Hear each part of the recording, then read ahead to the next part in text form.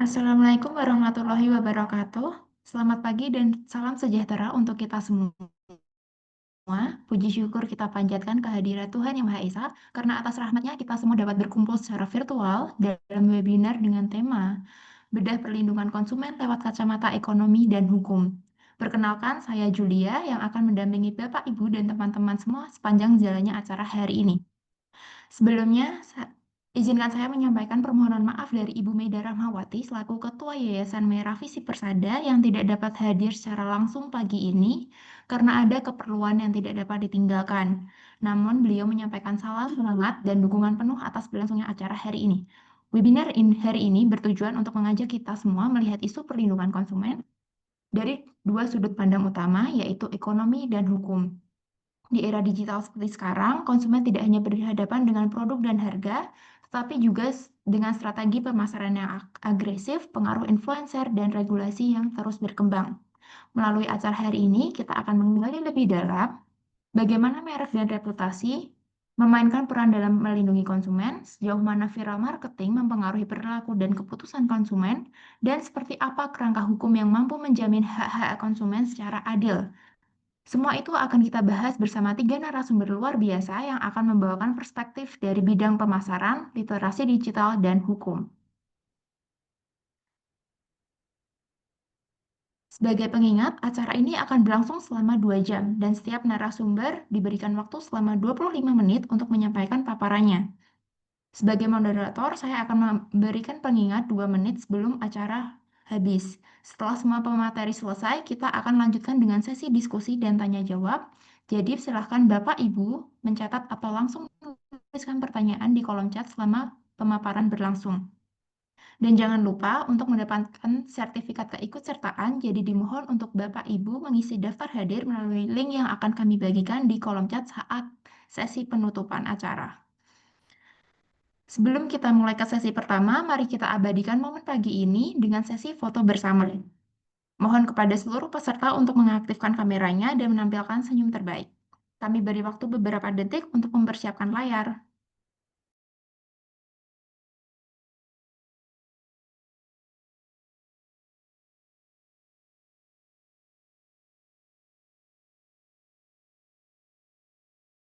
Baik, tim dokumentasi kami persilahkan untuk mengambil foto. Foto pertama dalam hitungan 3, 2, 1. Foto kedua tetap senyum. 3, 2, 1. Terima kasih. Selanjutnya, mari kita mulai sesi pertama bersama narasumber kita yang pertama. Hadirin yang kami hormati, narasumber pertama kita adalah Dr. Dina Lusianti, SEMMAAK, dosen dan peneliti di Universitas Muria Kudus, yang telah menulis dan mempresentasikan ratusan riset di bidang pemasaran, ekonomi Islam, hingga pengembangan merek dan UMKM.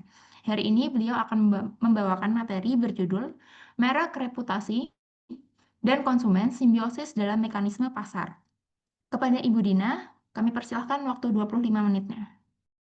Baik, terima kasih Mbak Julia. Assalamualaikum warahmatullahi wabarakatuh.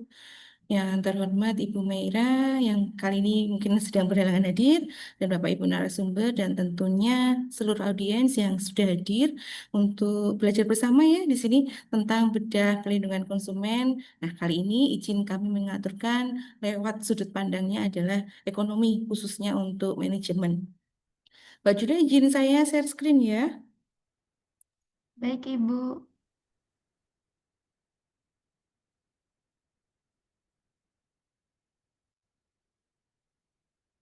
Oke, sudah nampak ya Mbak Yulia dan Bapak Ibu? Sudah, Ibu. Baik. Baik, perkenalan dulu ya, nggak kenal nggak sayang. Nama saya Dina Lusianti, boleh dipanggil Bu Dina, boleh dipanggil Bu Lucy, boleh dipanggil Bu Anti, tapi jangan panggil saya Bulus gitu ya.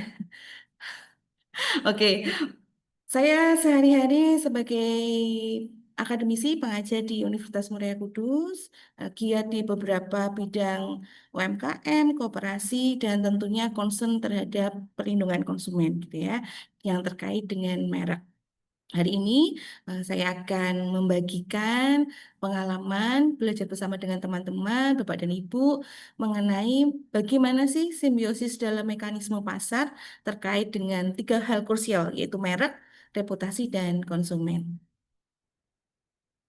Dan tentunya terima kasih sebelumnya kepada Merah Visi Persada yang sudah memfasilitasi acara yang begitu menarik ya, yang membawakan dampak impact terhadap perlindungan konsumen. Merek itu apa sih sebenarnya kalau dari sudut pandang manajemen gitu ya? Kita akan menampilkan dari bagaimana pelaku usaha ya. Nanti kita sebagai konsumen juga akan kami tampilkan. Merek itu merupakan sebuah identitas visual, bisa bentuk logo, warna-warna yang ada artinya, tidak sekedar milih warna gitu ya. Mungkin karena saya suka hijau terus warna hijau semua tidak, tetapi ada pemilihan apa, kenapa merah, kenapa biru, itu memberikan sebuah identitas kepada kita. Termasuk juga di dalamnya adalah hal tipografi. Tidak kalah menariknya adalah tentang identitas verbal. Ya, meskipun ada yang menyatakan bahwa apalah arti sebuah nama gitu ya, tetapi dalam hal ini nama itu memberikan sebuah insight ya, untuk pengingat bagaimana ini namanya siapa, identitasnya bagaimana, itu perlu menempel di sebuah merek. Tidak hanya nama, juga ada slogan dan tagline. Apapun makanannya, minumnya, teh botol sosro. Oke, izin ya Bapak Ibu, karena ini berkaitan dengan merek, saya akan memberikan contoh-contoh terkait dengan nama mereknya. Identitas visual, identitas verbal, ini akan membentuk sebuah citra emosional, baik berupa kesan, reputasi, dan asosiasi untuk mereknya. Begitu kita mengingat, melihat, mendengar sebuah merek, nah, maka pasti di benak kita akan teringat sebuah citra emosional terhadap merek tersebut. Tidak lepas siapalah pentingnya dengan merek itu adalah bagaimana adanya pengalaman konsumen yang terlibat dalam pembentukan merek ini terkait dengan layanan, kualitas, dan after sales yang sudah diterima oleh pelanggan ataupun konsumen. Ini nantinya akan membentuk sebuah nilai dan janji dari sebuah merek. Jadi ketika menempelkan sebuah merek, maka tidak hanya secara visual, tidak secara verbal, citra bagaimana merek tersebut, tapi ini akan melekat ke benak konsumen. Nah, yang hal inilah yang dapat digunakan sebagai pelaku usaha untuk memberikan perlindungan terhadap konsumen.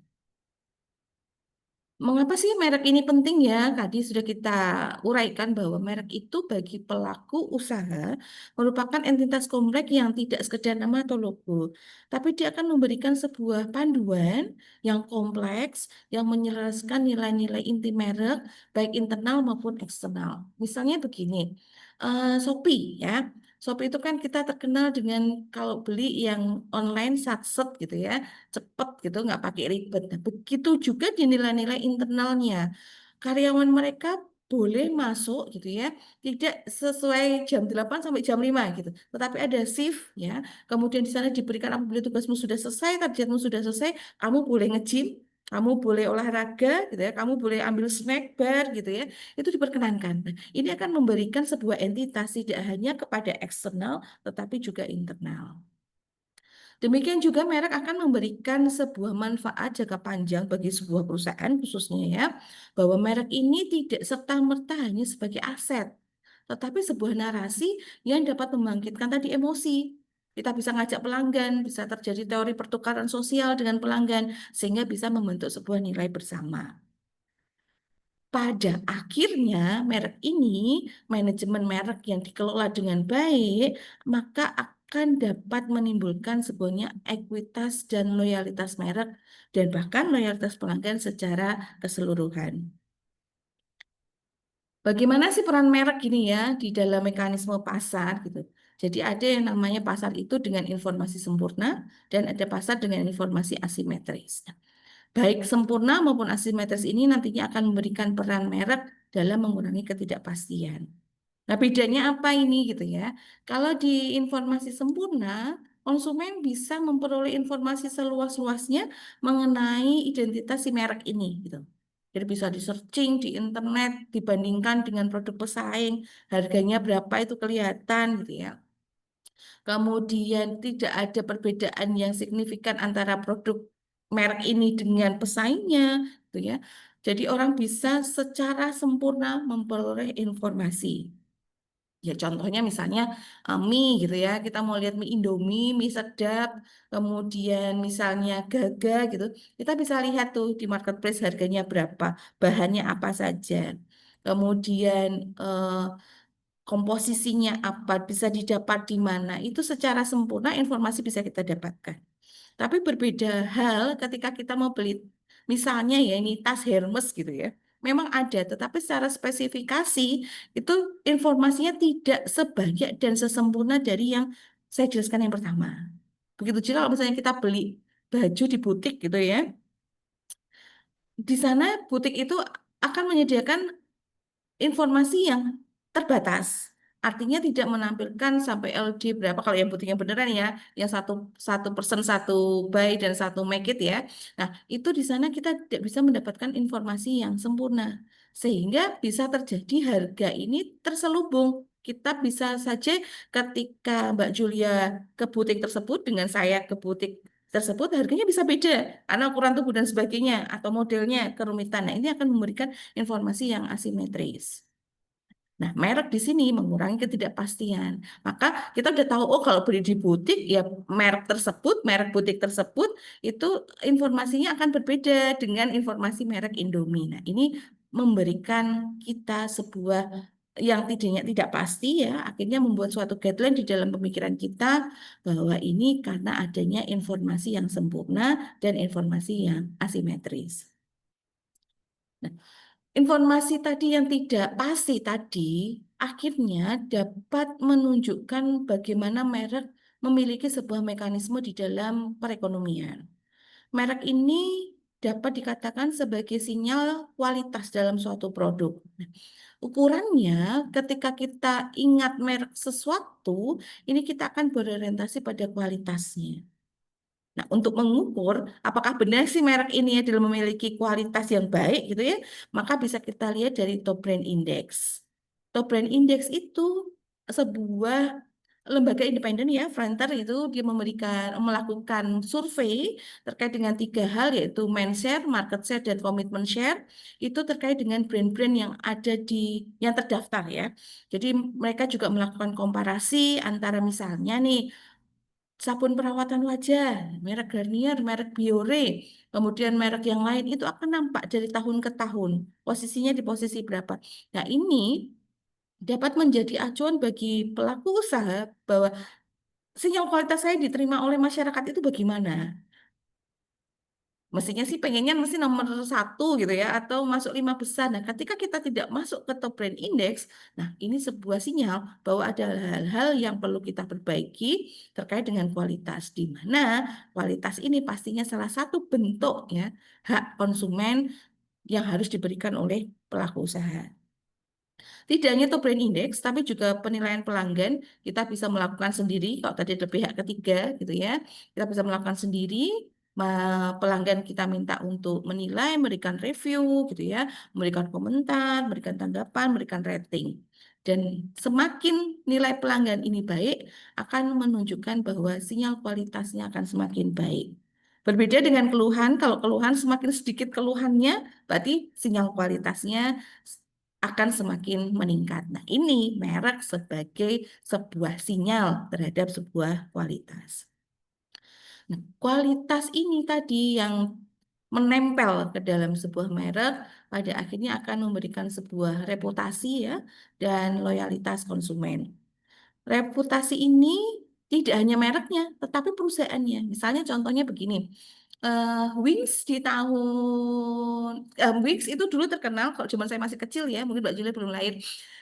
Wings itu terkenal sebagai perusahaan yang memproduksi barang-barang atau produk yang terkait dengan kebersihan, sabun colek, sabun mandi dan sebagainya.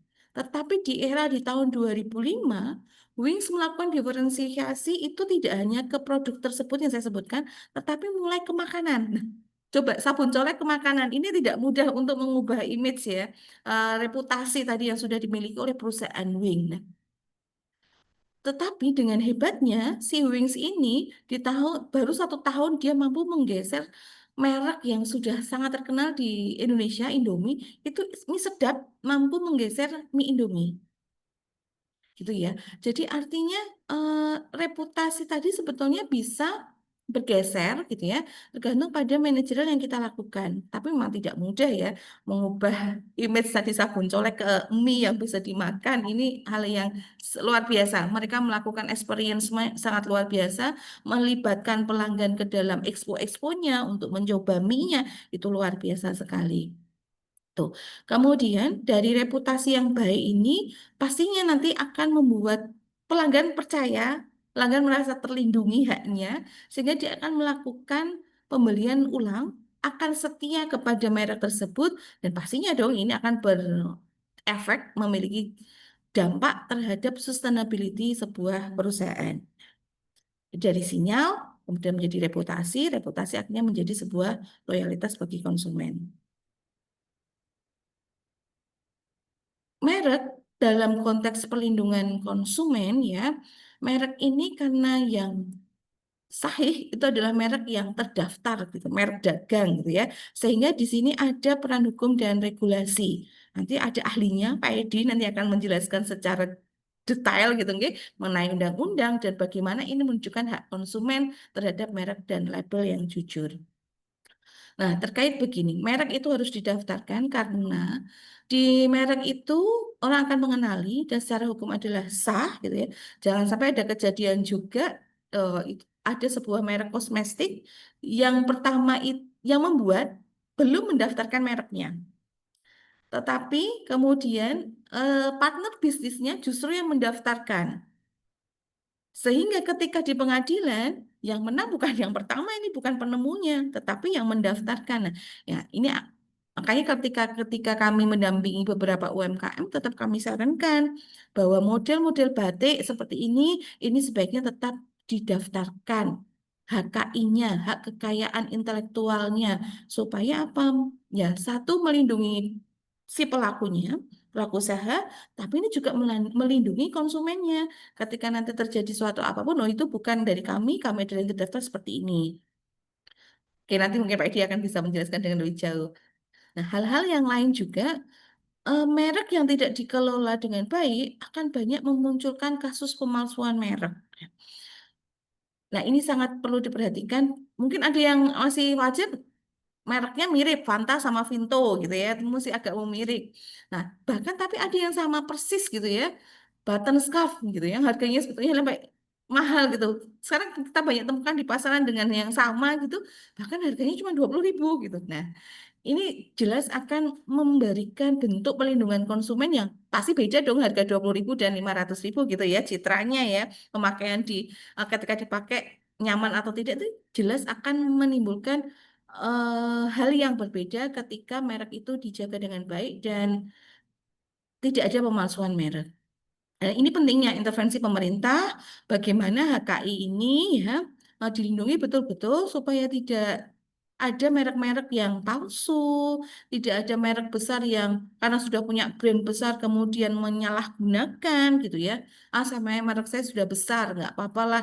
Ini saya tak turunkan sedikit kualitasnya. Nah, ini nantinya konsumen bisa menggugat haknya ya terhadap HKI karena sebetulnya ketika mendaftarkan merek dagang, mendaftarkan kekayaan intelektual HKI itu ya, itu memuat jelas di situ bahwa harus melakukan apa-apa saja untuk melindungi konsumen. Ini ada tertera.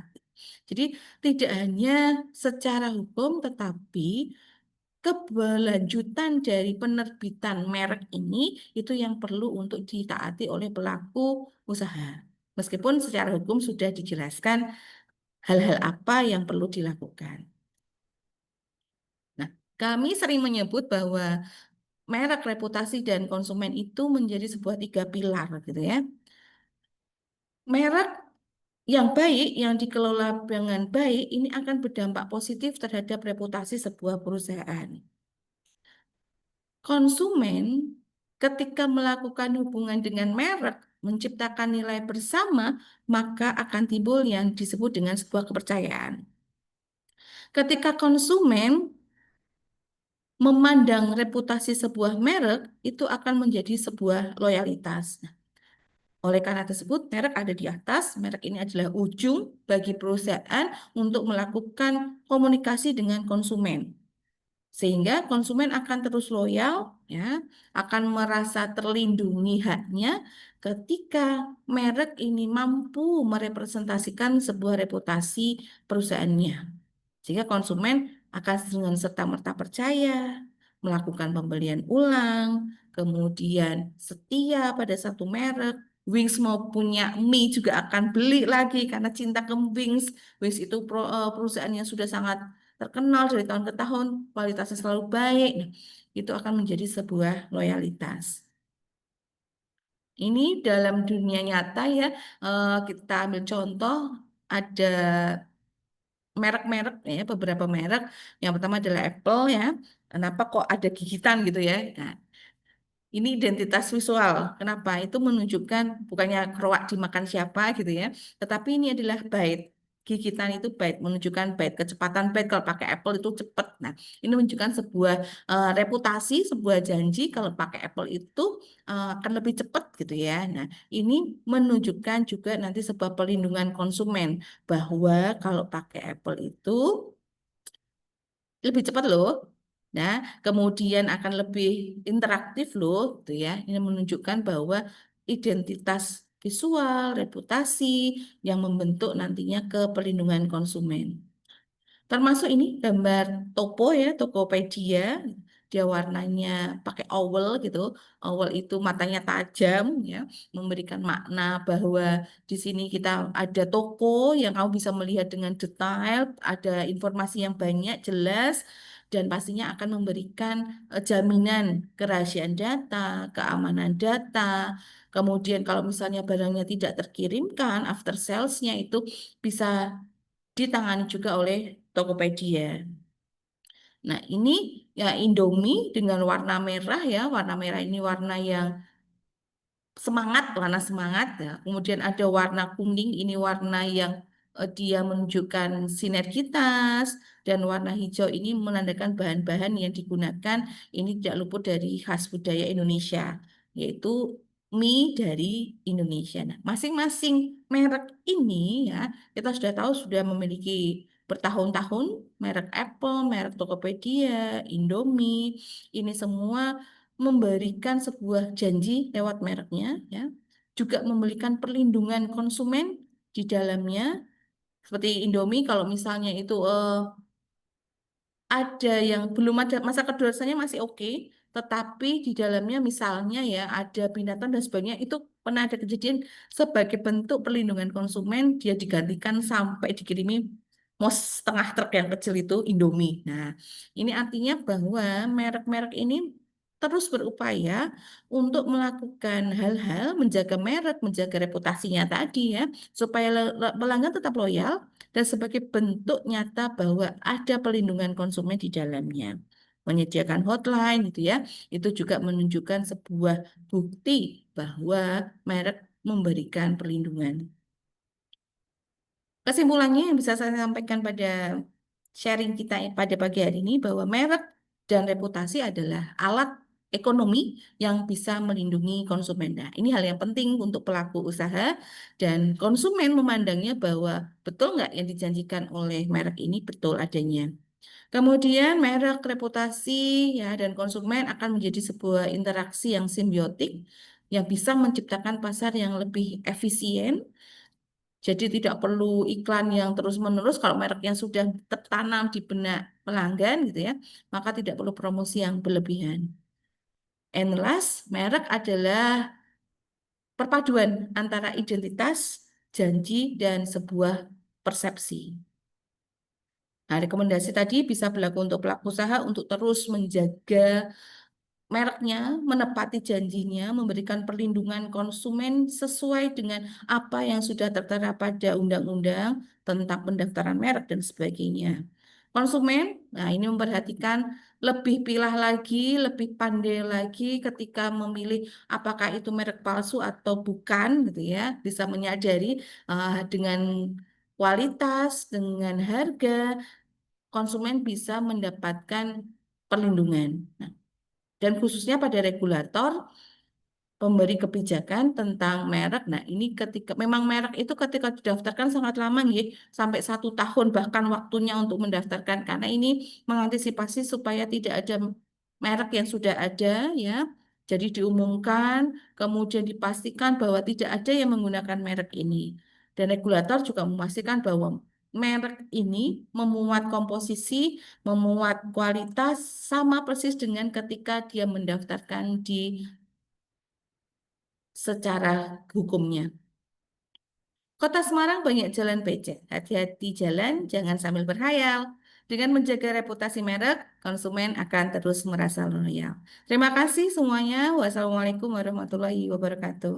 Waalaikumsalam warahmatullahi wabarakatuh. Terima kasih banyak Ibu Dina, penyampaian yang luar biasa. Kalau biasanya kita hanya menganggap merek itu cuma sebuah logo atau nama, ternyata di balik itu ada reputasi, kepercayaan, dan bahkan hak perlindungan konsumen ya Ibu. Yang menarik tadi kita juga diajak untuk menganalisa arti-arti logo-logo produk yang ada di kehidupan kita sehari-hari ya. Baik, bila ada peserta yang ingin bertanya, silahkan langsung tuliskan di kolom chat atau simpan dulu karena nanti akan ada sesi diskusi interaktif. Selanjutnya, narasumber kedua kita adalah Ibu Nina Septina, MMM Phil, dosen vokasi di Universitas Katolik Parahyangan, sekaligus mentor UKM dan trainer digital marketing bersertifikasi. Hari ini beliau akan membawakan topik yang sangat relevan di era TikTok dan Instagram, konsumen dalam pusaran viral marketing, analisa perlindungan konsumen di tengah disrupsi digital. Kepada Ibu Nina, persilahkan dengan hormat. Oke, terima kasih Kak Julia. Terima kasih untuk tim dari MVP ini yang luar biasa memberikan kesempatan kepada kami para akademisi untuk berbagi di ruang digital ya. Baik, eh, pagi ini sesuai judul yang sudah disampaikan, izinkan saya share screen ya Kak Julia. Baik. Sesuai dengan yang sudah dikomunikasikan, pagi ini saya akan mencoba membahas dari perspektif yang barangkali sesuai dengan apa yang saya lakukan sehari-hari. Ya, saya biasa mengajar manajemen pemasaran dan kelompok mata kuliah perilaku konsumen dan beberapa mata kuliah lain yang terkait dengan konsumen, gitu ya. Adapun topiknya terkait dengan tema kita hari ini yang ingin saya angkat adalah tentang konsumen dalam pusaran viral marketing, analisis perlindungan konsumen di tengah disrupsi digital. Baik, seperti sebagaimana yang tadi sudah sempat dijelaskan juga bahwa eh, konsumen itu adalah seseorang yang menjadi target semua merek ya, semua perusahaan. Jadi tentu saja karena dia jadi target, menjadi pusat perhatian, uh, dan itu adalah kita juga ada di dalamnya gitu ya. Bagaimana ya kita menyikapi bahwa kita juga sebagai konsumen mendapat perhatian, juga terlindungi dari hal-hal lain yang barangkali akan merugikan kita. Nah, sebelum saya mulai, barangkali izinkan saya bertanya beberapa eh, bagaimana gitu ya saat kita semua nih yang ada di ruang meeting Zoom ini saat berbelanja online atau melihat produk di media sosial, apa nih yang paling sering mempengaruhi keputusan kita saat membeli satu produk gitu ya? Apakah harganya atau barangkali ada testimoni atau review gitu ya dari orang-orang tertentu atau dari netizen gitu ya? Kemudian juga apakah ada faktor influencer juga yang mempengaruhi kita lebih percaya atau mungkin justru agak curiga gitu ya? Atau ada memang ya butuhnya itu kebutuhan nyata kita itu ya kita tidak mempedulikan hal lain misalnya. Boleh ya saya tanya dulu sedikit terkait hal ini. Saya ingin lihat juga teman-teman yang hadir di sini kecenderungannya bahwa kalau belanja online atau terpapar dengan konten di media sosial, apa yang lebih diperhatikan? Boleh dicantumkan A, B, C, D di chat Zoom barangkali. Termasuk yang mana ya gitu ya? Apakah yang penting harganya murah atau yang penting butuhnya apa gitu ya? Atau terpengaruh juga oleh komentar, review atau juga terpengaruhnya bukan dari kontennya tapi lebih ke siapa yang bicaranya gitu ya. Oke, oke Pak Dwi, harga ya. Kemudian tadi Ibu Dina B gitu, testimoni ya. Oke, baik. Jadi walaupun kita bisa saja berbeda gitu ya bahwa apapun yang kita pilih itu tidak berarti itu yang paling benar karena tiap orang punya pilihan ya. Eh, bahwa oke harga, yang penting harga gitu ya. Ada orang yang mengatakan harga tuh berbanding lurus dan kualitas, tapi ada juga bilang enggak, kalau kita pintar memilih produknya, bisa cek dalam kondisi sedang promosi dapat harganya murah gitu ya. Ada banyak faktor yang sebetulnya berkecamuk di benaknya konsumen gitu ya dalam memilih keputusan pembelian produk A gitu ya atau produk B, itu ada banyak faktor. Tapi memang tiap orang punya pilihan. Nah, terima kasih ya sudah atas responnya Bapak Ibu. Nah, untuk berdasarkan kesadaran kita sendiri bahwa tiap orang punya pilihan. Tiap orang bisa saja merespon secara berbeda gitu ya. Nah, kita kembali ke topik yang ingin kita bahas pagi ini gitu ya. Ternyata apa yang viral gitu ya, viral di masyarakat, viral di dunia virtual gitu ya, secara digital sedang dibicarakan ramai oleh konsumen, itu juga secara kampanye pemasaran itu mungkin efektif gitu karena pesannya dibahas, pesannya itu sampai mendapat perhatian dari konsumen secara luas. Tapi ada kalanya juga karena dikemas supaya menarik, itu tidak disampaikan secara jujur sesuai kata-kata yang persisnya. Jadi memang dikemas dengan kalimat yang lebih bombastis, dengan kalimat yang agak-agak hiperbol barangkali gitu ya.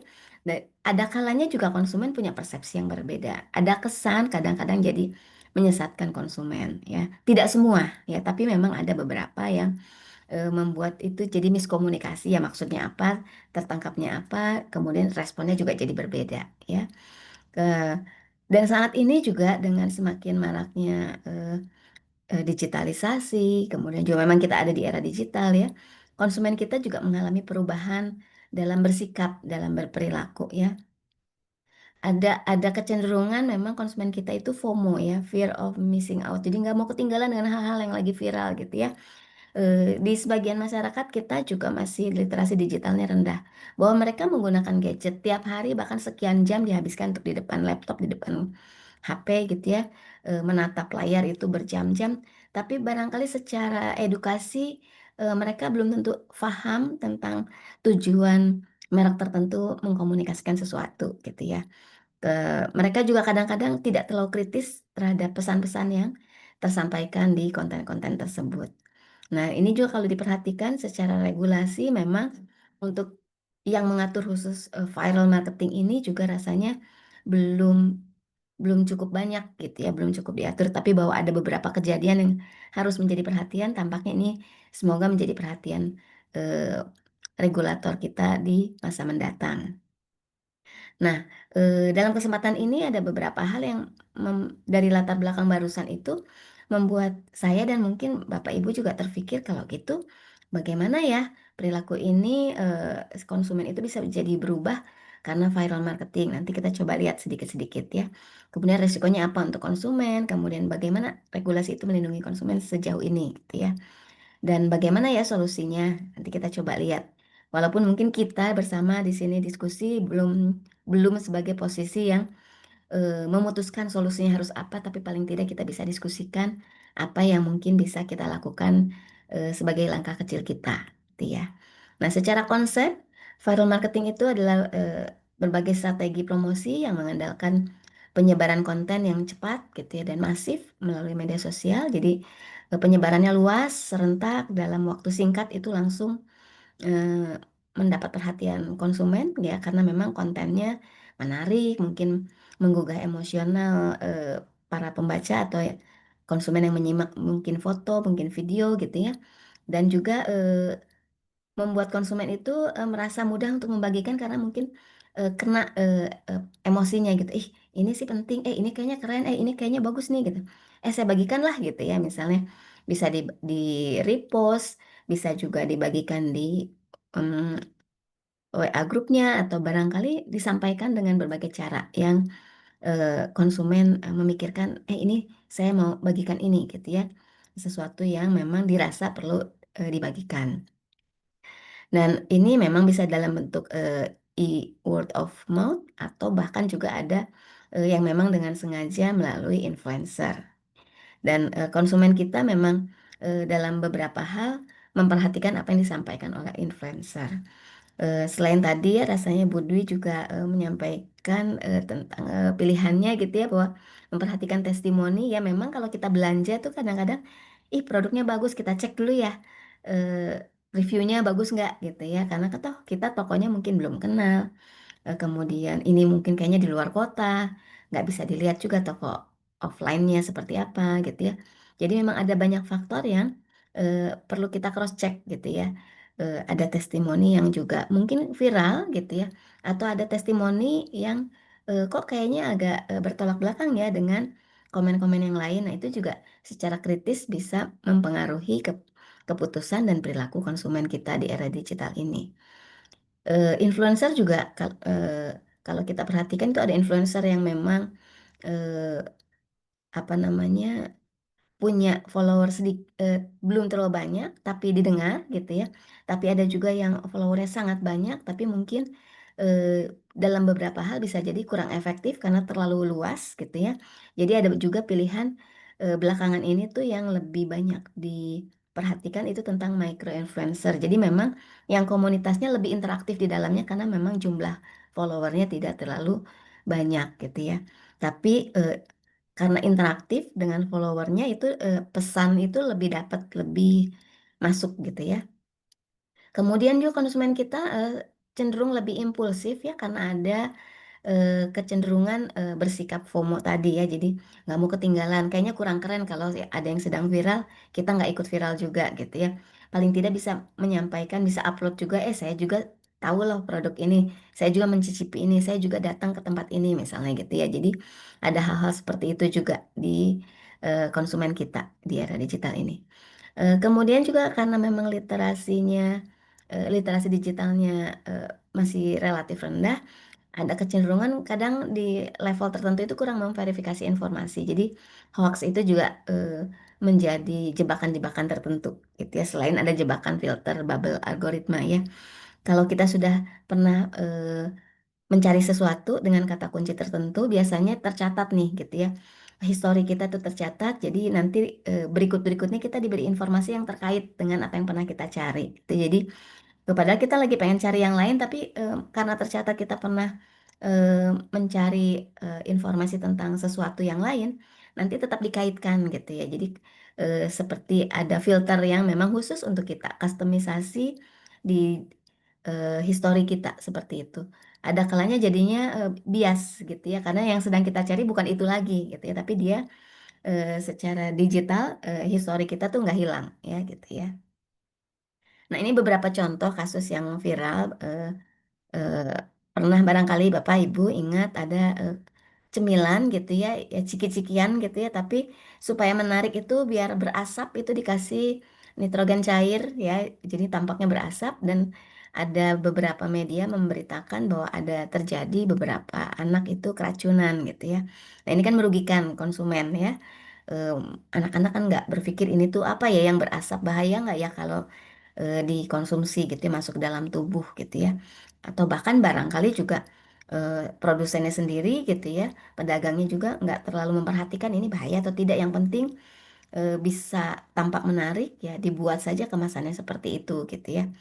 Kemudian pernah juga terjadi ada travel untuk ini namanya first travel gitu ya, ada beberapa bahwa ada kasusnya karena mungkin ini murah dan sebagainya, fasilitasnya seperti yang diharapkan konsumen gitu ya, dan viral bahwa di sini aja nih kalau mau pergi umroh gitu ya. Tapi karena sesuatu hal mungkin apa yang diberitakan dengan apa yang dikomunikasikan dalam konten-kontennya itu terpersepsikan juga berbeda dengan apa yang diharapkan konsumen, itu membuat ternyata terjebak di apa namanya antrian keberangkatan dan juga mungkin ada misadministrasi dan sebagainya, itu membuat ribuan calon jemaah itu jadi gagal umroh gitu. Itu juga kan sempat viral waktu itu.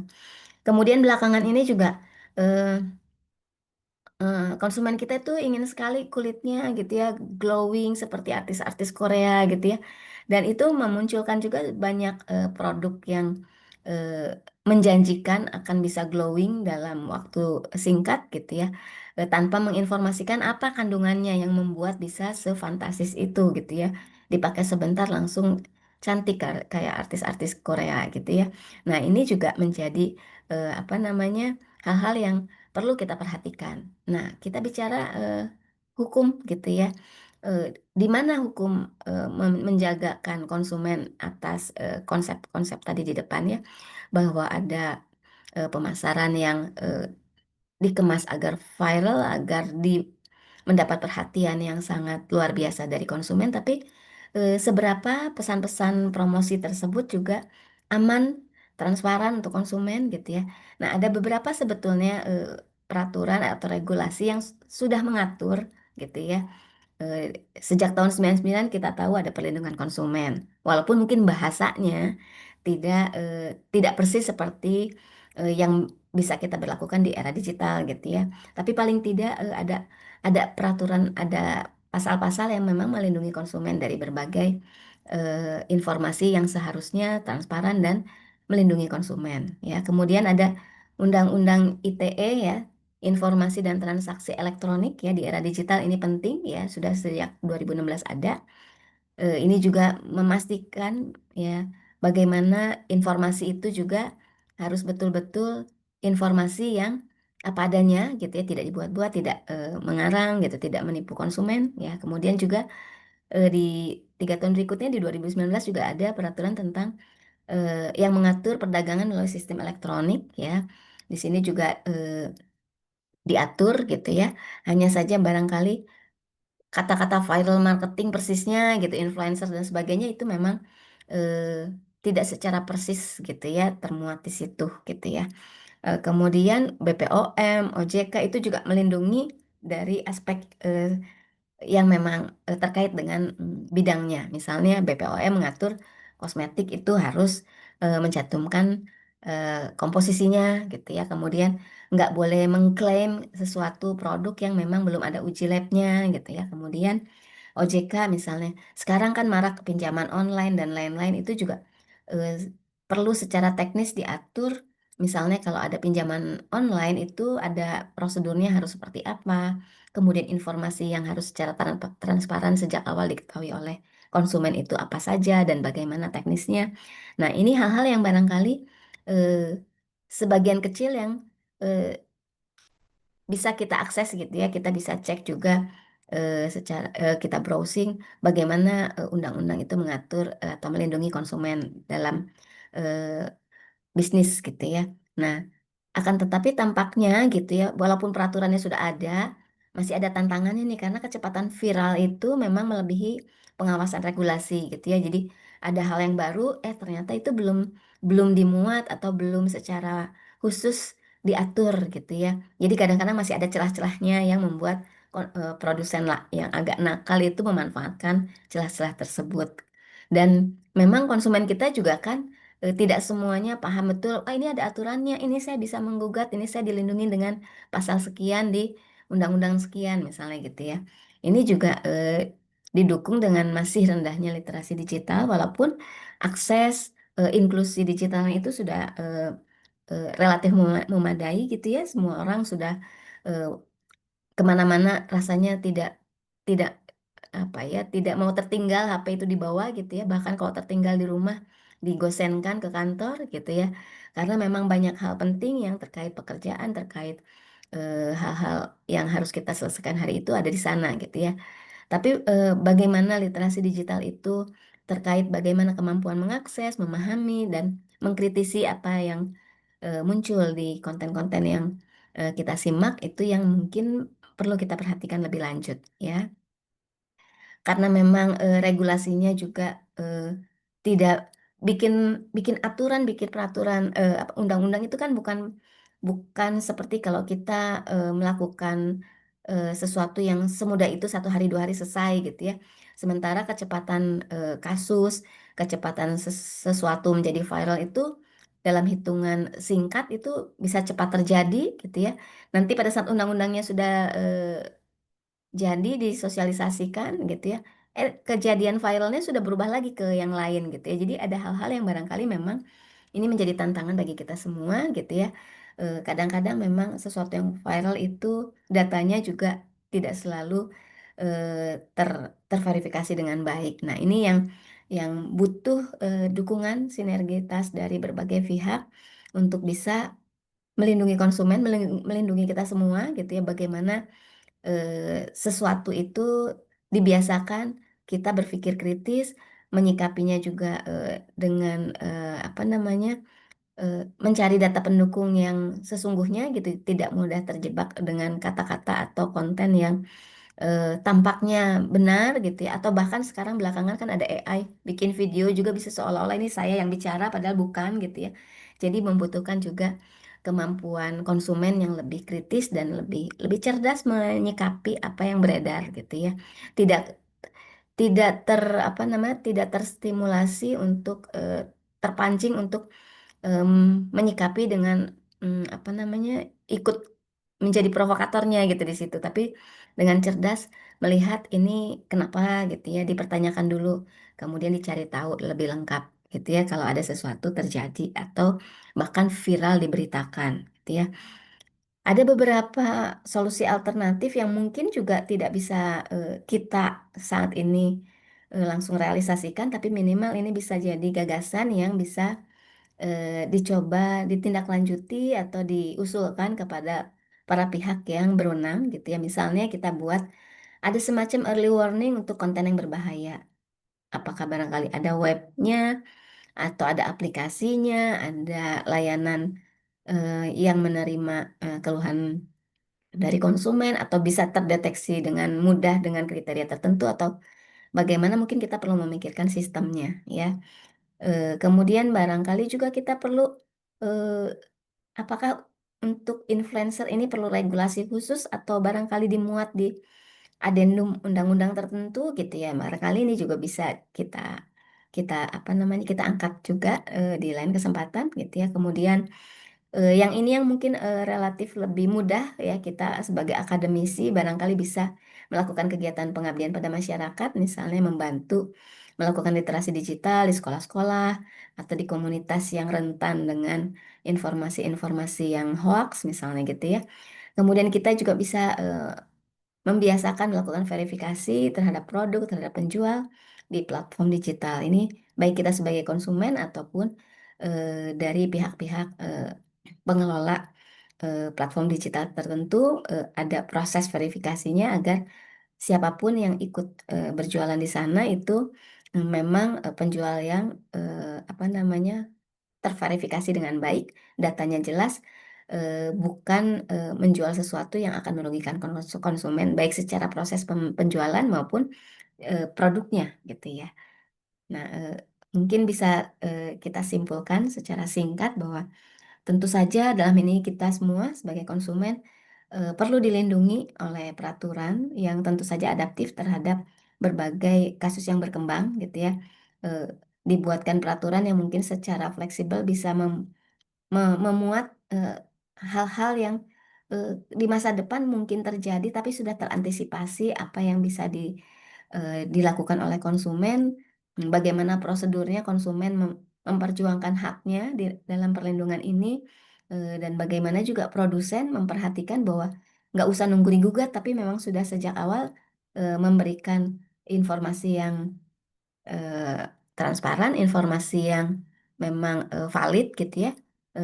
Membuat sesuatu itu viral tidak berarti harus berbohong gitu, tidak harus juga dibuat-buat gitu ya, tapi kita pastikan konten yang viral itu memang dibuat sepenuh hati eh, dengan trik tertentu yang tidak merugikan gitu ya. Kita jadi menyadari bahwa viral marketing itu memang efektif, tapi ada resikonya kalau dikemasnya dengan eh, tidak didukung data yang data yang memang bisa dipertanggungjawabkan gitu ya. Nah, mungkin juga kita sebagai akademisi atau mungkin dari teman-teman di sini yang eh, memiliki lembaga yang punya concern terhadap konsumen bisa membantu berkontribusi melakukan edukasi, meningkatkan literasi digital agar konsumen kita tidak lagi menjadi korban gitu ya dari konten-konten yang kurang bertanggung jawab. Dan tentu saja kolaborasi ini membutuhkan kontribusi dari semua pihak yang punya akses kepada konsumen. Selanjutnya, saya tutup presentasi ini dengan sedikit closing statement bahwa perlindungan konsumen di era digital bukan hanya soal regulasi, tapi juga kesadaran kolektif kita semua untuk menciptakan ekosistem pemasaran yang adil, etis, dan tentu saja aman untuk kita semua dari informasi-informasi yang kurang bertanggung jawab. Jalan-jalan, ikutan dengan Bu Dwi tadi ya, izinkan saya juga membacakan satu pantun gitu ya. Jalan-jalan ke pasar digital, cari promo diskon spesial meriah. Jangan mudah tergoda iklan viral, tetap kritis, lindungi hak belanja. Terima kasih. Wassalamualaikum warahmatullahi wabarakatuh. Assalamualaikum warahmatullahi wabarakatuh. Terima kasih banyak Ibu Nina, penyampaiannya sangat membuka mata. Tadi kita diajak refleksi bagaimana konten viral bisa menggiring emosi dan FOMO, bahkan sampai salah beli produk yang tidak aman ya Ibu. Jadi Iya, sebelum beli betul. produk, gara-gara testimoni viral, cek dulu, jangan langsung klik dulu. Silahkan teman-teman yang memiliki pengalaman atau pertanyaan seputar viral marketing dan perlindungan konsumen, boleh diketik di chat atau untuk diskusi kita nanti. Narasumber ketiga kita adalah Dr. Dwi Edi Wibowo, SHM Hum, dosen Fakultas Hukum Universitas Pekalongan dan peneliti hukum perlindungan konsumen. Beliau akan membahas dari perspektif hukum dengan materi berjudul Reformasi Hukum Perlindungan Konsumen di Era Globalisasi. Kepada Bapak Edi, waktu dan layar kami persilahkan. Assalamualaikum warahmatullahi wabarakatuh. Salam sejahtera buat kita semuanya. Yang terhormat Ibu Dinda Lusianti dari Fakultas Ekonomi ya, Muria Kudus, Ibu Nina Septina, ya, Mbak Julia Farah, Ibu Ratna, dan mungkin peserta webinar. Ya. Perkenalkan dulu sebelum saya menyampaikan materi saya, nama saya Dwi Edi Wibowo. Saya pengajar di Fakultas Hukum Universitas Pekalongan. Mungkin teman-teman sudah pernah mampir ke Pekalongan, belanja batik, monggo. Ya, nanti belanja batik mampir ke Unika, ibu-ibu dan mbak atau peserta yang lainnya. Dan terima kasih kepada Meira Persada yang sudah memberikan kepercayaan kepada saya untuk memberikan materi tentang perlindungan konsumen dari kacamata hukum. Ya. Izin saya share materi, nggih, teman-teman dan ibu-ibu. Di sini judul yang coba saya buat adalah Reformasi Hukum Perlindungan Konsumen di Era Globalisasi. Karena kalau kita bicara perlindungan konsumen itu pasti tidak lepas namanya globalisasi. Ya. Kalau kita tahu Undang-Undang Perlindungan Konsumen itu mulai diundangkan tahun 2000, ya. 199 tapi diundangkan mulai tahun 2000 dan sampai saat ini menurut saya belum ada perkembangan sama sekali, masih stagnan begitu, dan pernah mau ada revisi Undang-Undang Perlindungan Konsumen tapi saat ini belum ada revisi sama sekali. Dan yang tahu tentang Undang-Undang Perlindungan Konsumen sebenarnya pelaku usaha pun tidak semua paham gitu, ya, apa Undang-Undang Perlindungan Konsumen, apa haknya, kewajibannya apa begitu, apalagi konsumen begitu. Kita tahu bahwa konsumen di Indonesia itu beda dengan konsumen di luar negeri begitu ya. Kalau konsumen di luar negeri sudah pendidikannya maju, ya, paham tentang kesehatan, paham tentang lingkungan, paham memilih produk yang baik atau tidak begitu. Tapi di tempat kita enggak begitu, ya. Jadi itu bedanya. Ya, beda kenapa perlindungan konsumen itu di tempat kita di Indonesia itu belum berkembang sampai sekarang, padahal undang-undangnya sudah lama sekali itu diundangkan begitu. Ya, pelaku usaha yang dari sisi pendidikan pun belum tentu dia paham apa hak saya, apa kewajiban saya, apalagi konsumen. Konsumen kita dari faktor pendidikan mungkin lebih rendah ya dibanding pendidikan konsumen di luar negeri. Ya, sedikitlah konsumen yang paham tentang pendidikan konsumen. Ya. Ya. Ini bedah perlindungan konsumen lewat kacamata hukum di sini ya. Eh, kita tahu bahwa reformasi perlindungan konsumen khususnya dalam menghadapi disrupsi teknologi dan praktek e-commerce yang berkembang pesat. Kita tahu soal tadi disampaikan oleh Bu Nina, disampaikan oleh Bu Ratna ya tadi, Bu Dina ya itu tadi. Perlindungan konsumen itu sekarang banyak sekali kita temui, apalagi sekarang di era digital begitu. Ya, kita Shopee, kita beli Shopee, lewat Shopee, kita beli lewat JNE dan macam-macam. Itu rawan sekali untuk kita dikelabui oleh pelaku usaha, kita nggak jeli sebagai konsumen. Ya, maka di sini konsumen itu juga harus jeli, konsumen harus pintar, konsumen harus cerdas juga begitu, ya.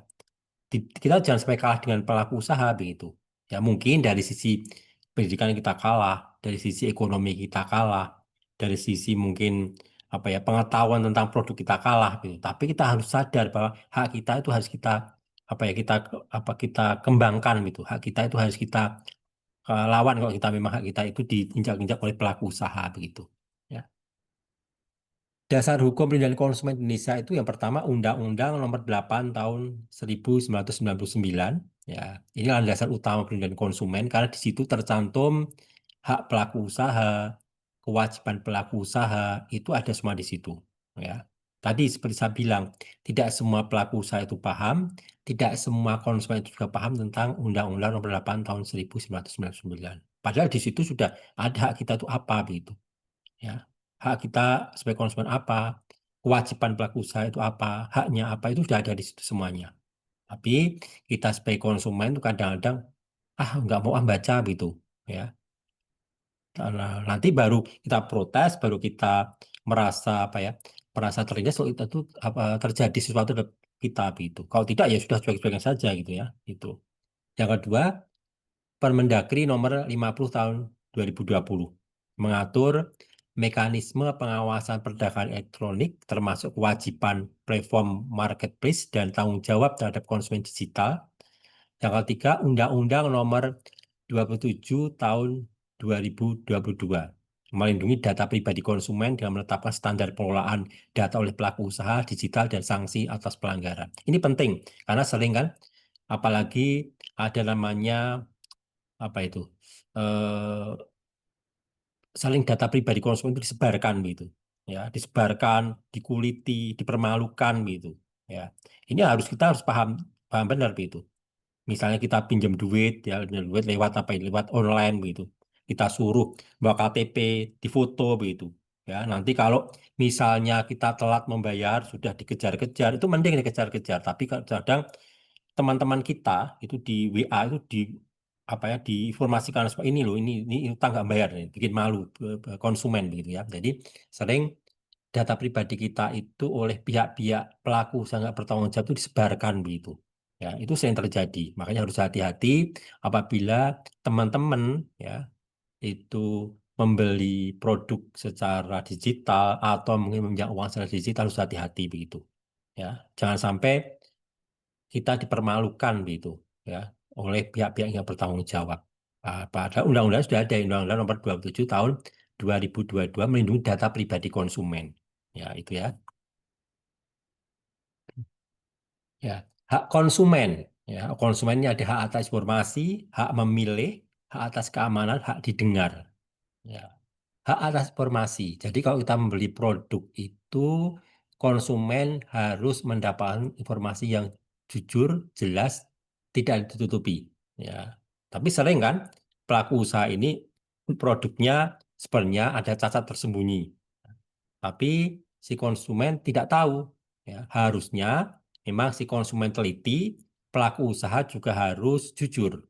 Nah, dua belah pihak ini harus seimbang.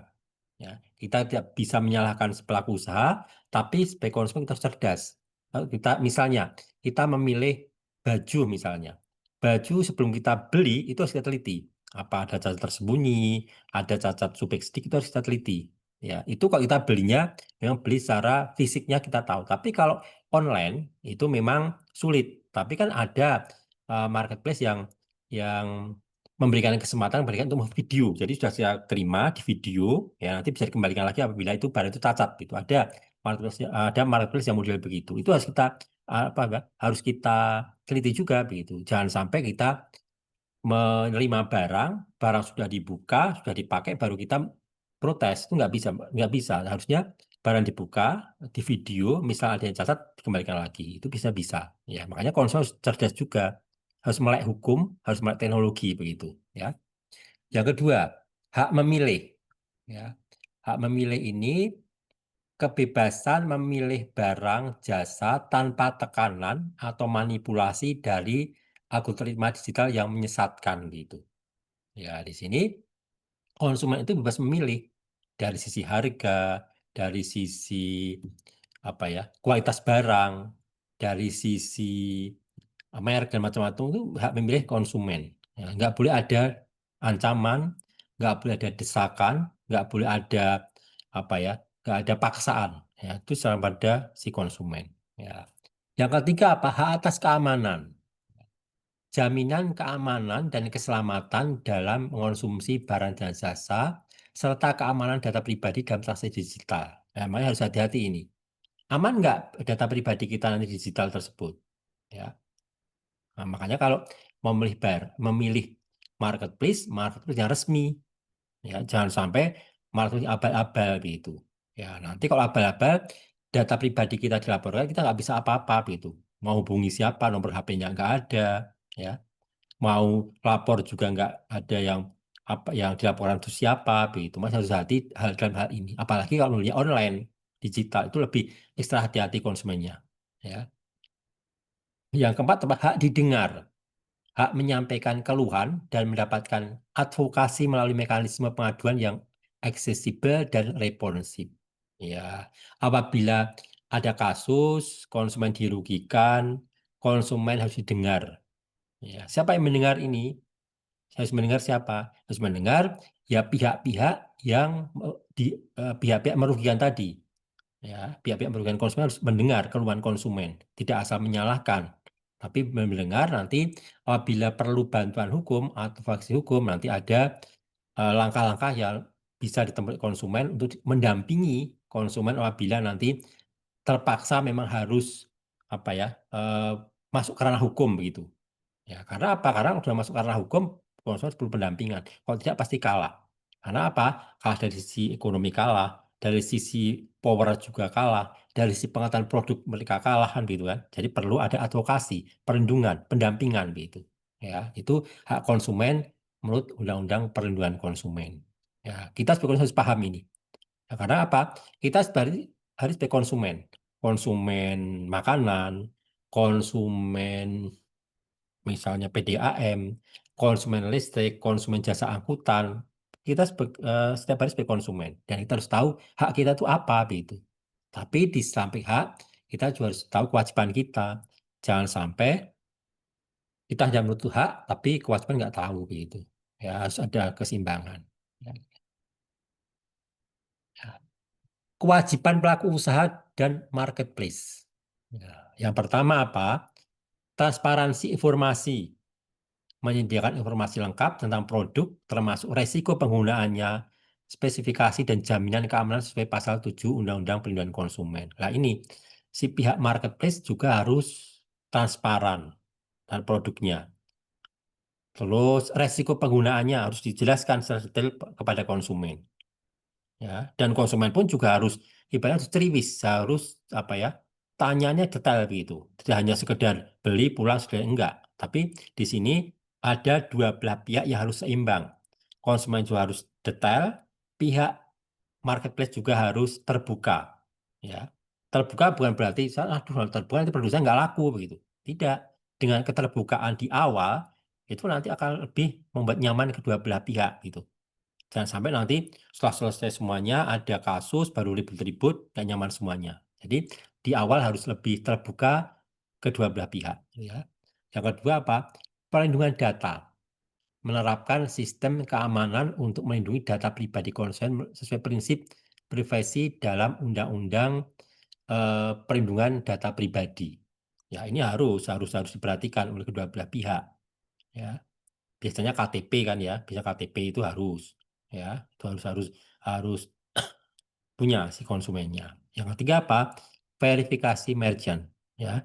Marketplace wajib memverifikasi identitas dan legalitas penjual yang beroperasi di platformnya. Ya, ini harus dilakukan oleh pihak marketplace ya, biar tahu ini resmi atau tidak kan gitu ya.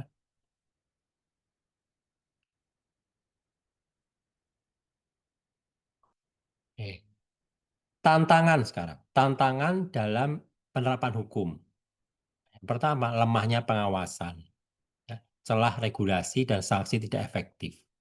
Ya. Kita tahu bahwa hukum di tempat kita di Indonesia itu belum hukum yang mandiri. Hukum masih apa? Dipengaruhi oleh ekonomi, dipengaruhi oleh politik, dipengaruhi oleh kepentingan, begitu kan?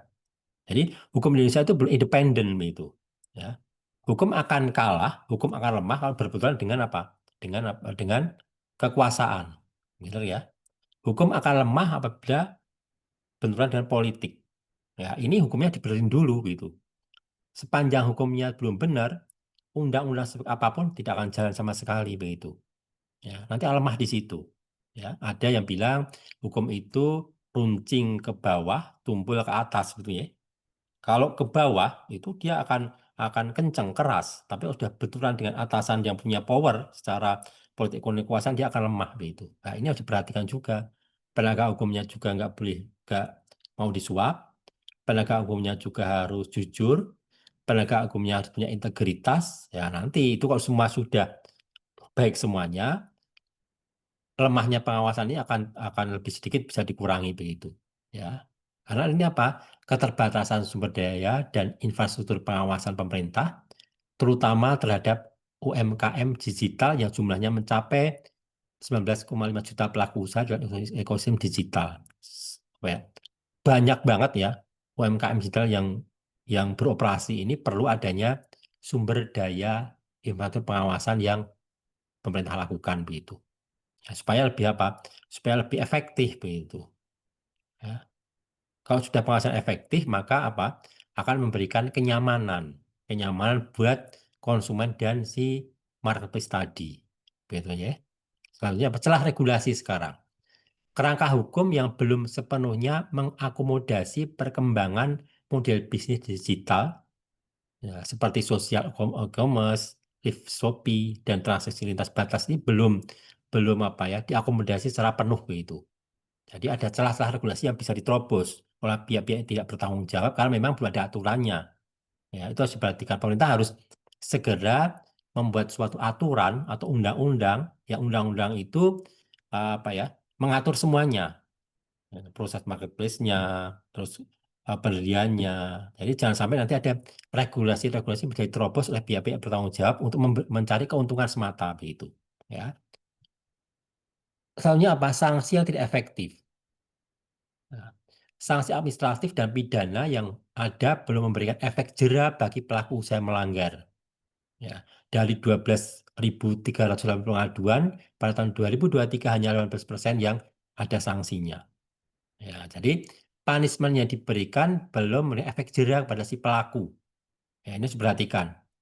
Ya, jangan sampai hukum itu hanya sebatas aturan, hukum hanya sebatas undang-undang, tapi pelakunya nggak takut sama sekali.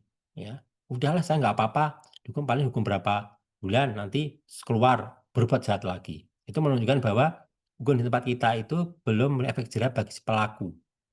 Ya, nggak ada takut-takutnya kan sekarang. Ya, kejahatan apapun dulang begitu. Ya, padahal kalau kita pikir, contohlah koruptor gitu. Ya, koruptor itu di lini mana sih tempat yang nggak ada korupsinya begitu?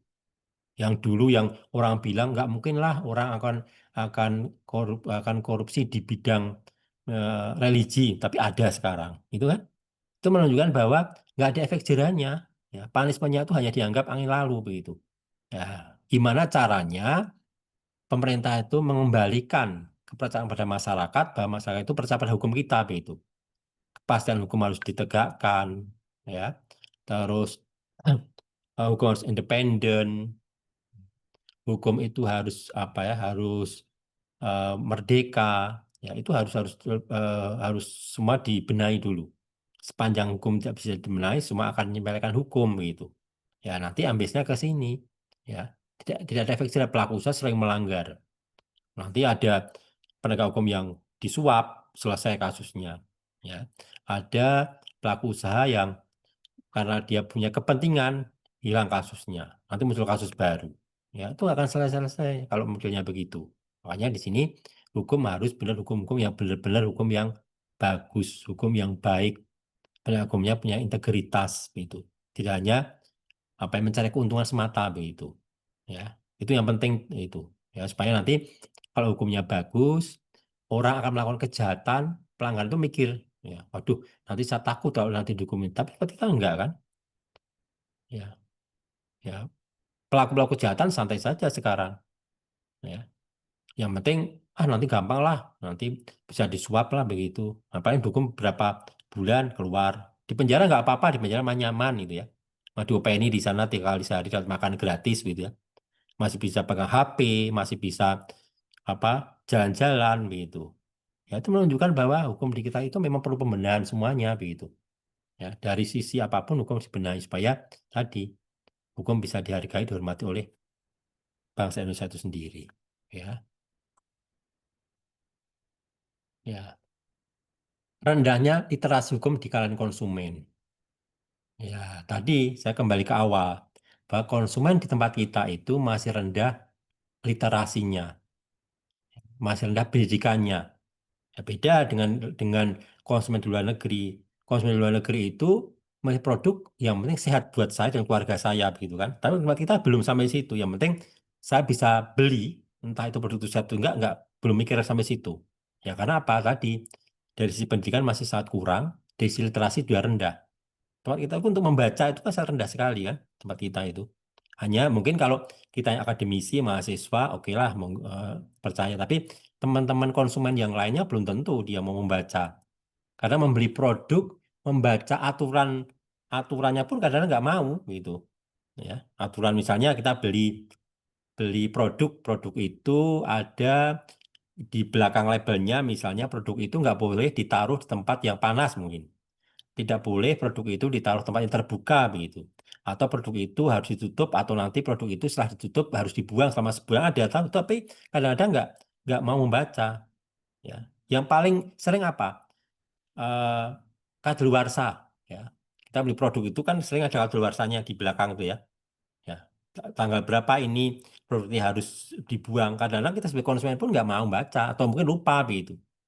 Beli disimpan di kulkas atau di mana baru kok sudah telat ya udah nggak boleh dimakan barang ini makan ini lalu dibuang begitu ya ini harus teliti juga makanya budaya literasinya harus ditingkatkan begitu ya konsumen tidak mengajukan pengaduan meski dirugikan karena mungkin di tempat kita itu ada budaya ewuh pekewuh ya budaya Jawa itu ada budaya ewuh pekewuh terus saya nggak mau lah saya nggak enak gitu yang punya toko sudah ada rasa sendiri yang punya toko itu Pak Desa sendiri nggak enak kalau saya nanti konflik dengan Pak Desa sendiri tapi itu nggak bisa dibiarkan gitu ya walaupun cuma Rp50 Rp100 kalau hak kita itu memang dilanggar ya harus harus kita berani komplain berani ngomong begitu ya ini harus konsumen kita sudah dilatih begitu ya pakai itu untuk hal tertentu bagus ya tapi untuk hal-hal yang memang apa ya memang sudah hak kita itu diinjak nggak usah pakai begitu ya nah, budaya pakai budaya nggak mau konflik ya tempat kita orang kita itu nggak mau konflik apalagi orang Jawa untuk konflik itu dia mikir 2 kali nggak mau paling uang uang Rp50 kok harus konflik ya uang Rp100 harus harus apa rame dengan tetangga dengan Pak Desa ya dan ini macam-macam itu tapi nggak boleh kayak gitu kalau memang hak kita itu dilanggar hak kita itu diinjak-injak ya harus protes minimal klarifikasi ya nggak usah pakai ribut-ribut tapi klarifikasi dulu jangan kalau bisa kekeluargaan jangan sampai ke ranah hukum karena hukum tambah repot nanti ya musyawarah dulu baru nanti kalau memang sudah nggak bisa karena hukum oke tapi sepanjang masih bisa keluargaan kita tembus dengan keluargaan yaitu yang pertama yang kedua ketidaktahuan mekanisme penyelesaian sengketa ya ini perlu nanti maka perlu ada pendampingan tadi kan advokasi pendamping itu perlu karena konsumen itu kadang awam hukum nggak tahu hukum saya harus lapor kemana begitu saya lapor nanti saya takut kalau nanti saya diancam takut saya nanti ditindas dan macam-macam ini perlu ada advokasi perlu pendampingan supaya konsumen-konsumen yang memang dia nggak paham hukum dan dirugikan bisa terselamatkan gitu ya yang ketiga apa rendahnya posisi tawar konsumen dalam negosiasi dengan pelaku usaha ya jelas pelaku usaha ada ekonomi menang dari segi dia punya kekuasaan dari sisi produk dia menguasai, iya kan? Ya konsumen mau apa gitu, nggak bisa apa-apa tanpa adanya tadi advokasi, pendampingan tadi konsumen tidak akan jalan, akan stagnan, mandek dan udahlah saya pasrah karena nanti kalau saya bakaran hukum malah saya yang rugi begitu. Ya, ada rasa ketakutan gitu ya. Yang keempat apa? Keengganan memanfaatkan instrumen hukum yang tersedia. Ya, jadi ada empat ini harus segera ditanggulangi. Pemerintah harus segera memberikan suatu apa ya perlindungan pada konsumen dengan cara tadi apa ya misalnya sosialisasi ya atau mungkin pendekatan secara humanis itu harus dilakukan oleh pemerintah. Jangan sampai konsumen itu takut melapor, takut klarifikasi, padahal dia dirugikan begitu. Ya, contoh paling gampang misalnya kita belanja di Indomaret, belanja di Alfamart gitu ya.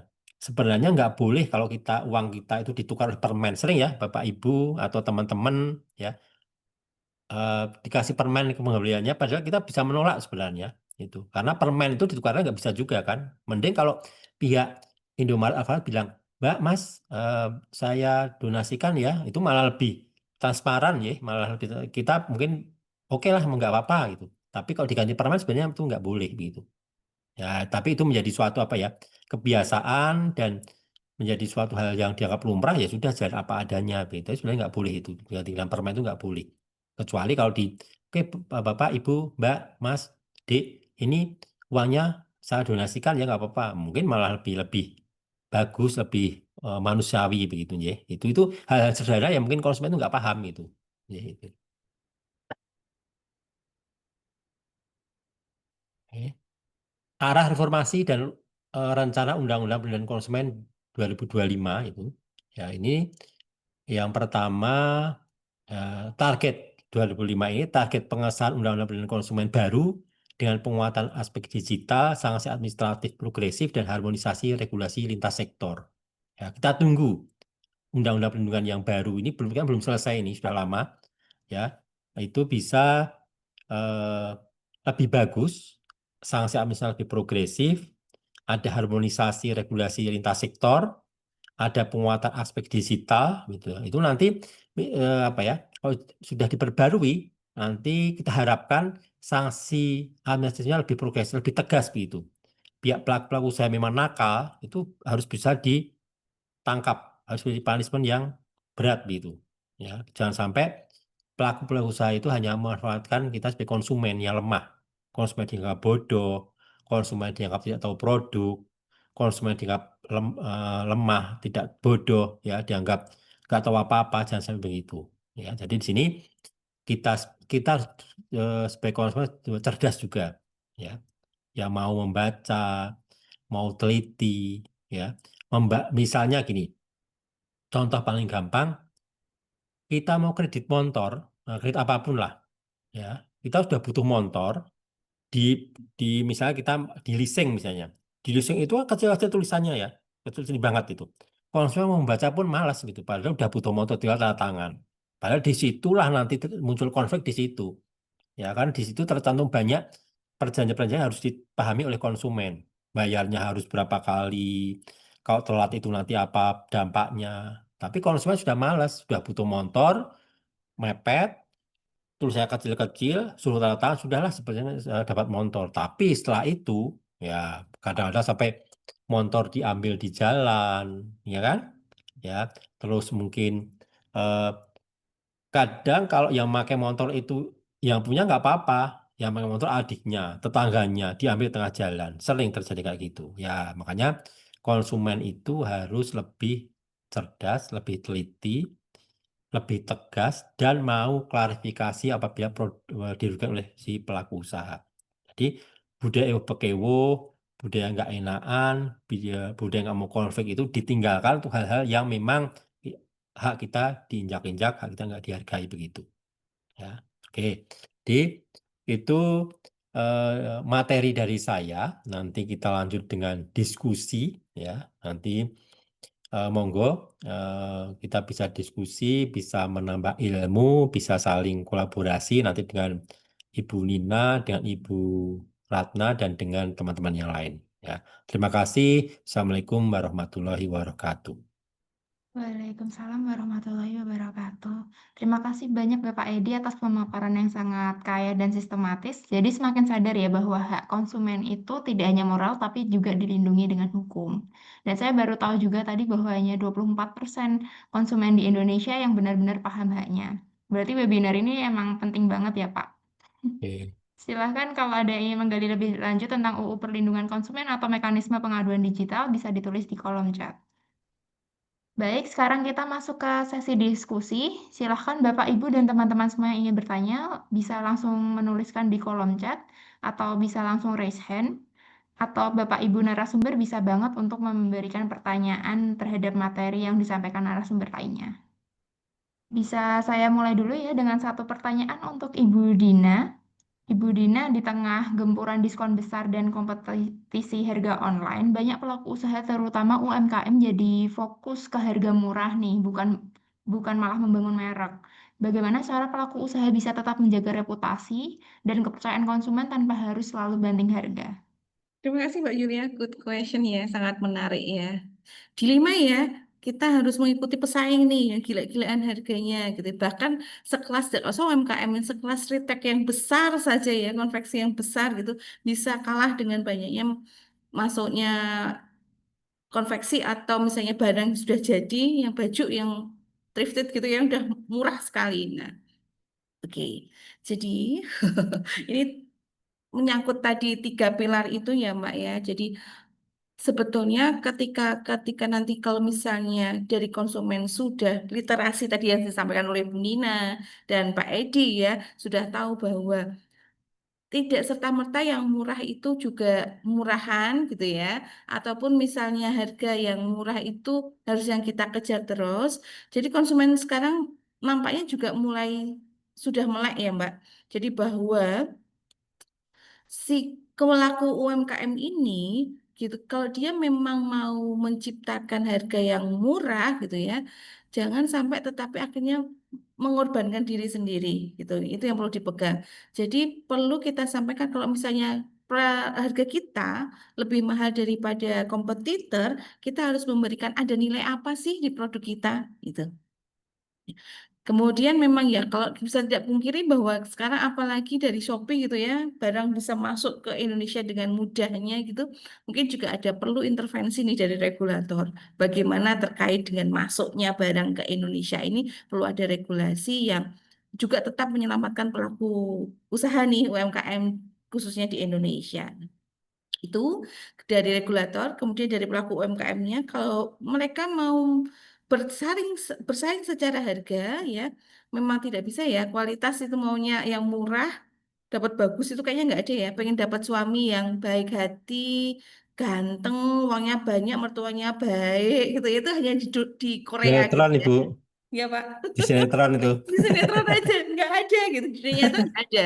Ya kita sebagai konsumen juga mestinya memiliki pengetahuan juga literasi ya bahwa ya apakah benar dengan murah itu saya juga akan mendapatkan itu nggak akan ada pengorbanan sesuatu untuk mendapatkan hasil yang maksimal bukan yang pengorbanan sedikit-sedikit ya untuk pengorbanan yang banyak itu nggak akan tercapai seperti itu jadi ada dari regulasi dari konsumennya juga perlu melek ya bahwa ke kualitas itu juga ditandai dengan harga, murah juga pasti nanti juga akan dilihat dulu bagaimana. Sedangkan untuk pelaku usaha, kalau memang mau bersaing dengan secara harga ya memang kualitasnya diturunkan. Tetapi kalau kita memang mau stay on the rate, ya kita harus bisa menampilkan value dari harga kita yang lebih mahal itu, tapi ada value apa? Gitu Mbak Yulia, mungkin Pak Edi dan Bu Nina bisa menambahkan. Mungkin Bapak Edi atau Ibu Nina mau menambahkan? Boleh sedikit ya, kayaknya memang ini sih kita topiknya tak dari judul ya, masing-masing punya judul yang berbeda, tapi rasanya apa yang disampaikan itu berkaitan satu sama lain. Jadi kuncinya kita tidak bisa melarang konsumen untuk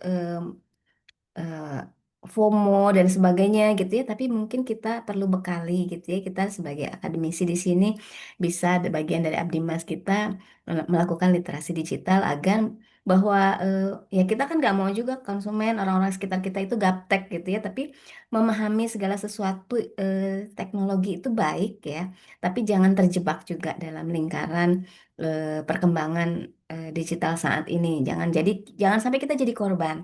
Dan juga harus paham tadi dari Pak Dwi juga ya bahwa ternyata masih banyak yang kayaknya mengorbankan haknya gitu ya, malah malu gitu ya. Kayaknya misalnya tadi kan contohnya Bu Dina juga menyampaikan kalau kita beli mie instan merek tertentu terus kondisinya tidak baik, kan kita langsung mikir masa sih harga nggak sampai 5.000 misalnya, terus kita mau menggugat gitu ya, terus kayaknya udah aja deh kalau memang bahkan kayaknya bumbunya sudah mungkin kemasannya kurang baik jadi nggak bisa kita konsumsi gitu ya.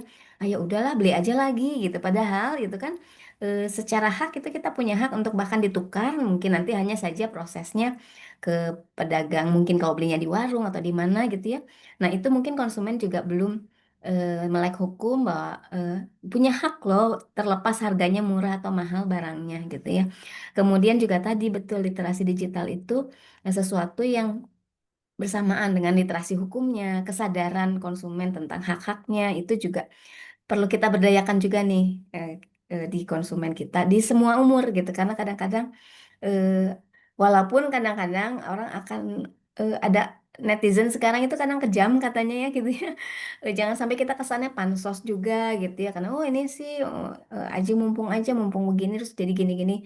Nah itu juga kita perlu sadari ya, jadi segala sesuatu jika memang hak kita, yuk kita perjuangkan di porsinya. Begitu juga tentu saja nggak sebelah pihak ya, hanya konsumen yang kita lindungi, produsennya juga jangan sampai dirugikan hanya karena demi perlindungan konsumen. Ya kita literasi juga kepada produsen untuk paling tidak misalnya di kemasannya sudah tersedia informasi-informasi bagaimana misalnya mengklaim, bagaimana misalnya kalau ada segala sesuatu tanggung jawabnya sampai tahap mana gitu. Itu juga boleh jadi bagian dari konten yang diinformasikan sebetulnya bahwa kami menjamin ini, kami menjamin itu, tapi juga ada proses bahwa konsumen itu terjamin haknya. Belum ada rasanya ya produk tertentu yang menjanjikan, ayo kalau produk kami memang tidak bagus, datanglah berbondong-bondong ke sini, nggak gitu ya, takutnya juga dimanfaatkan gitu ya.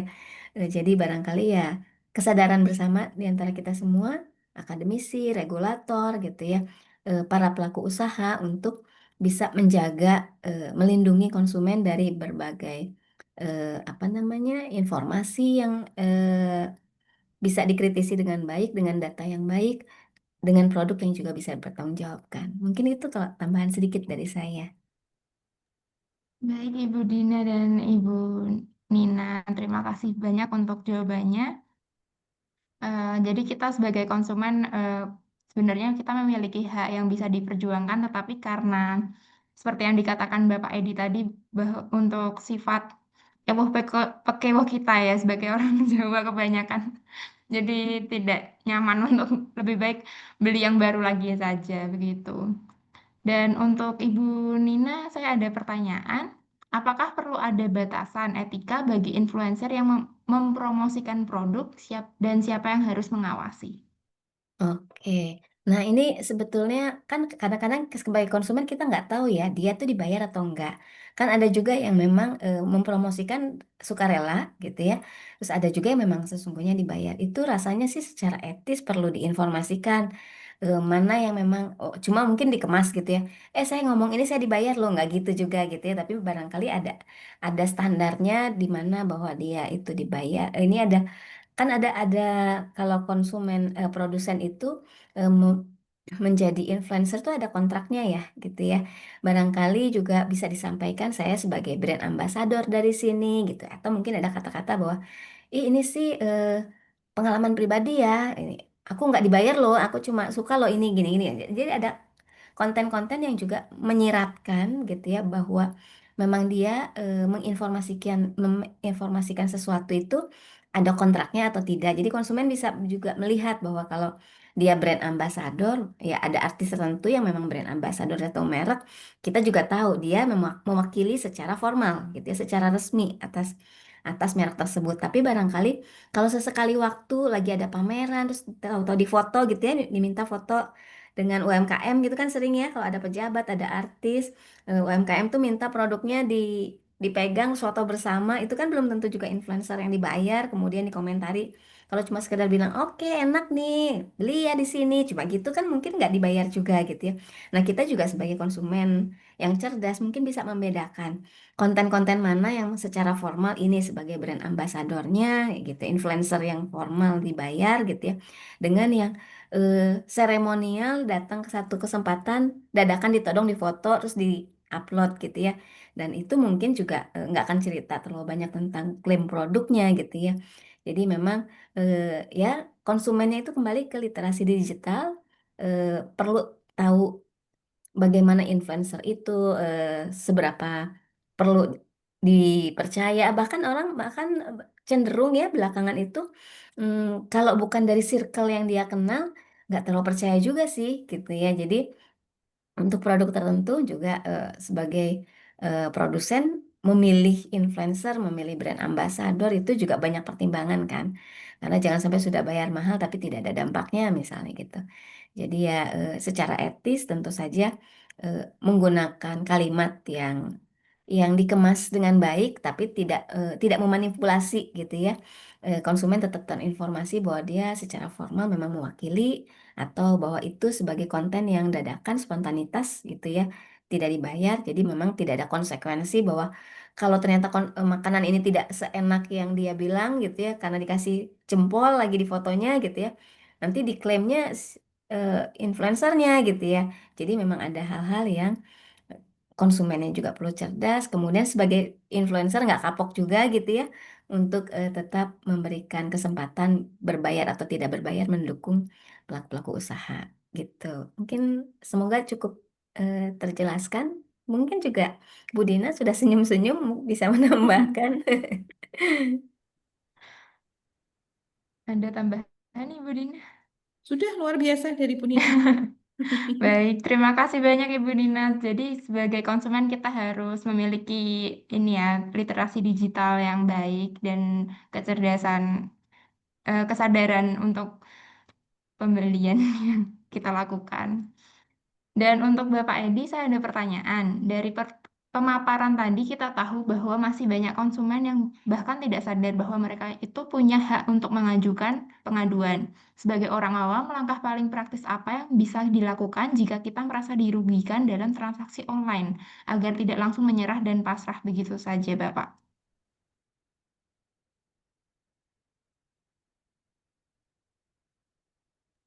Mohon maaf, Bapak, mic-nya masih di mute.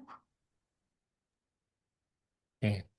Jadi kalau misalnya kita membeli barang online, yang pertama memang kita di awal dulu kita harus hati-hati dulu membeli produknya, ya karena kita nggak bisa tahu barangnya kayak apa gitu ya. Kita nggak tahu barang catat atau tidak begitu. Sebetulnya kalau itu kan bagus-bagus ya, tapi ternyata lo kulit sampai di tangan lo nggak bagus, ekspektasinya berbeda begitu. Saya pernah itu beli batik gitu ya, beli batik, ternyata sobek batiknya itu sampai di rumah. Ya, tapi bisa saya kembalikan, alhamdulillah bisa saya tukar gitu Mbak. Ya, jadi memang sebenarnya tergantung pada ketelitian dulu, ketelitian pihak konsumennya begitu. Dan di awal memang harus lebih hati-hati beli produk itu yang ada apa ya, alamatnya jelas, nomor HP-nya bisa dihubungi, ada tokonya begitu. Itu lebih gampang apabila nanti kita itu di akhir-akhir itu ada tadi kekecewaan, mau protes mau kemana begitu. Makanya harus teliti dulu konsumennya. Tadi awal saya bilang konsumen itu cerdas, cerdas memilih produk, tidak hanya saya butuh beli tidak, tapi produknya itu dijual di mana, marketplace mana, harus harus marketplace harus benar-benar yang memang alatnya jelas, ada kontak personnya, ada alamatnya. Nanti gampang kita mau protes-protes, mau mau klarifikasi gampang. Tapi kalau kita beli produk yang abal-abal, tidak ada alamatnya, kontak personnya nggak ada, sulit banget nanti di situ. Makanya lemahnya konsumen itu di situ, Mbak. Makanya tadi kalau pertanyaan Mbak Yulia Farah, gimana Pak kalau sudah kejadian misalnya barang sudah sampai tempat kita, ternyata barangnya cacat, ya, Terus apa yang harus kita lakukan, langkah apa yang harus kita lakukan pertama kali konsumen itu? Yang pertama memang kita harus klarifikasi kepada pihak marketplace-nya. Ya, market itu kadang-kadang juga kan kalau di Shopee itu kan kalau kita lapor di Shopee juga Shopee-nya nggak mau. Shopee itu kan cuma tempat gitu ya. Itu ada toko-tokonya banyak banget itu. Ya, itu kita harus teliti juga. Toko-toko di tempat Shopee itu toko apa namanya, alamnya di mana sering ada di situ harus teliti juga. Jadi langkah kita memang di awal harus teliti dulu. Apabila sampai terjadi hal yang tidak diinginkan, klarifikasi Mbak. Klarifikasinya kemana? Ya ke tokonya tadi. Ya kita harus berusaha tokonya toko mana yang kita beli begitu. Pertama kali kita beli di mana baru caranya begitu Mbak langkah awalnya. Itu Mbak Julia Farah. Baik, Bapak. Terima kasih atas jawabannya. Jadi, Oke. sebagai konsumen, kita harus klarifikasi dulu ya ke marketplace yang Iya. kita beli barangnya. Begitu saja. Adakah pertanyaan lagi dari para partisipasi yang hadir hari ini? Dipersilakan untuk menuliskan di kolom chat atau raise hand secara langsung. Baik, karena sepertinya tidak ada pertanyaan lagi, terima kasih banyak atas antusiasmenya Bapak Ibu. Melihat waktunya yang terbatas, kami eh, terima kasih banyak karena banyak partisipan yang sudah hadir hari ini. Dan alhamdulillah, puji syukur kita sudah berada di penghujung acara. Saya ucapkan terima kasih yang sebesar-besarnya kepada narasumber kita hari ini, Dr. Dina Terima Lusianti, kasih. Ibu Nina Septiani, dan Dr. Edi Dwi Wibowo atas materi yang sangat insightful dan menyentuh realita kita sebagai konsumen digital. Terima kasih kepada seluruh peserta atas partisipasinya. Semoga ilmu yang kita dapat hari ini bisa menjadi bekal dalam mengambil keputusan yang lebih cerdas dan bijak sebagai konsumen, dan juga agar kita sadar bahwa kita sebagai konsumen memiliki hak yang bisa diperjuangkan. Sebagai pengingat terakhir, bagi yang belum mengisi daftar hadir, mohon segera mengisi melalui link yang tersedia di kolom chat. Link ini juga menjadi dasar untuk penerbitan sertifikat elektronik. Jika ada hal-hal yang kurang berkenan selama saya memandu acara ini, saya mohon maaf yang sebesar-besarnya. Sampai jumpa di acara berikutnya. Wassalamualaikum warahmatullahi wabarakatuh. Ya, Sama-sama. sama-sama Dan Bu Dina, hati-hati. Bu Nina, Terima Mbak kasih. Julia Farah, ya Terima kasih teman-teman banyak lainnya. Bapak Ibu. Izin live, Assalamualaikum. Dina. Assalamualaikum warahmatullahi wabarakatuh. Waalaikumsalam.